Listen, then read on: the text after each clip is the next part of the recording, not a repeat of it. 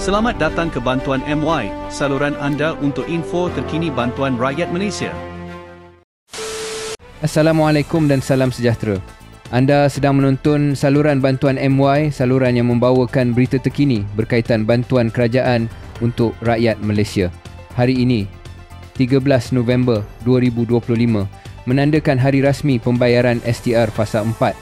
Syabas dan tahniah diucapkan kepada semua penerima yang layak, sama ada di Semenanjung, Sabah atau Sarawak. Untuk makluman, pengkreditan ke akaun bank telah pun bermula secara berperingkat hari ini. Manakala bagi mereka yang tidak mempunyai akaun bank, pembayaran tunai di kaunter Bank Simpanan Nasional juga telah dibuka di seluruh negara.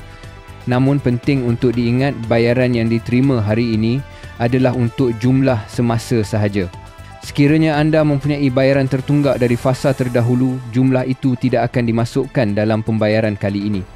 Untuk semakan lanjut, anda boleh terus ke portal MySTR bagi mengetahui jumlah sebenar yang dikreditkan ke akaun atau yang boleh diambil secara tunai di kaunter bank. Setakat ini, lebih 200,000 penerima baharu bagi kategori rayuan dan kemas kini telah diluluskan untuk pembayaran STR Fasa 4. Bagi yang belum mempunyai akaun MySTR 2026, anda disarankan untuk mendaftar segera.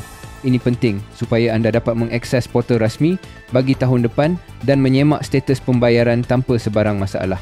Pembayaran STR Fasa 4 ini merangkumi semua kategori penerima termasuk isi rumah, warga emas, pasangan berkahwin dan juga golongan bujang yang telah membuat rayuan atau kemas kini sebelum ini. Proses pengkreditan akan dilakukan secara berperingkat mengikut giliran bank masing-masing.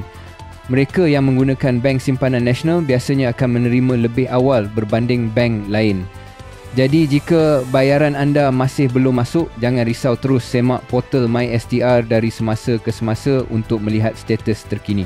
Pembayaran dijangka selesai menjelang hujung bulan November ini. Diharapkan bantuan STR Fasa 4 ini sedikit sebanyak dapat meringankan beban kewangan rakyat, terutamanya menjelang akhir tahun. Teruskan bersama Bantuan MY untuk perkembangan terkini tentang semua bentuk bantuan kerajaan. Sekian laporan khas STR Fasa 4, semoga yang menerima dapat memanfaatkan bantuan ini sebaiknya.